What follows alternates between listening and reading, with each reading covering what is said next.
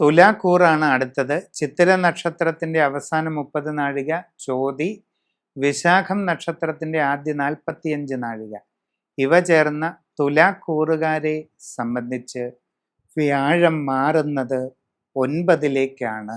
ഭാഗ്യസ്ഥാനമായ 9ലേക്ക് വ്യാഴം വരുന്നത് അത്യന്തം ഗുണകരമാണെന്നാണ് ഗോചര ഫല സിദ്ധാന്തങ്ങൾ പറയുന്നത്. എല്ലാ കാര്യങ്ങളിലും ഭാഗ്യം അനുകൂലമാകും. ഒട്ടേറെ നേട്ടങ്ങൾ കൈവരിക്കാൻ സാധിക്കും. തൊഴിൽ രംഗത്ത് വളരെ അനുകൂലമായ മാറ്റങ്ങൾ ഉണ്ടാകും. പുതിയ ജോലിയിൽ പ്രവേശിക്കുവാൻ ആഗ്രഹിക്കുന്നവർക്ക് അത് സാധിക്കുന്നതാണ്.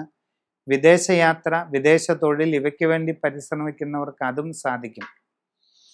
നൂതന സംരംഭങ്ങളിൽ ഇടപെട്ട് നേട്ടങ്ങൾ കൈവരിക്കാനായിട്ട് നിങ്ങൾക്ക് അവസരം വന്നു ചേരുന്നതാണ്. വിദ്യാർത്ഥികൾക്ക് പഠനകാര്യങ്ങളിൽ നല്ല പുരോഗതി നേടുവാൻ കഴിയും. ഉപരിപഠന രംഗത്തും ആഗ്രഹിക്കുന്ന നേട്ടവും പുരോഗതിയും നിങ്ങൾക്ക് കൈവരിക്കാനായിട്ട് അവസരമുണ്ടാകും. ജീവിതത്തിൽ ഒട്ടേറെ നല്ല മാറ്റങ്ങൾ ഉണ്ടാകാൻ സാധ്യതയുള്ള കാലഘട്ടമാണ് വരാൻ പോകുന്നത്. കച്ചവട രംഗത്ത് പ്രവർത്തിക്കുന്നവർക്ക് വളരെ പുരോഗതി നേടാനും സാമ്പത്തിക അഭിവൃദ്ധി കൈവരിക്കാനും അവസരമുണ്ടാകും. സാമൂഹിക സാംസ്കാരിക രംഗത്തുള്ളവർക്കും കീർത്തി, പ്രസിദ്ധി, പല രീതിയിലുള്ള പുരോഗതി ഇതെല്ലാം ലഭിക്കുന്നതാണ്.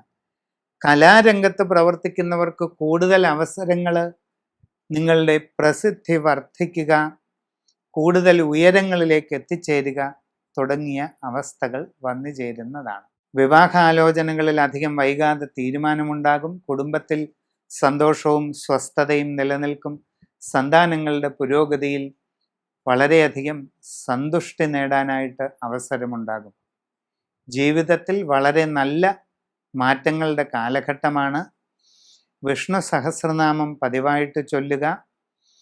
ലക്ഷ്മി നാരായണ കലശം, മഹാസുദർശന കലശം ഇവയെല്ലാം ഗൃഹത്തിൽ നടത്തുക. ഇതൊക്കെ വളരെ ഗുണം ചെയ്യുന്നതാണ്. സമഗ്രവും സമ്പൂർണവുമായ രാശിചിന്തയിലൂടെ ഉചിത പ്രതിവിധി കണ്ടെത്തി മുമ്പോട്ട് പോകുന്നതായാൽ സർവൈശ്വര്യങ്ങൾ നേടാവുന്ന സമയമാണ് ഇത്.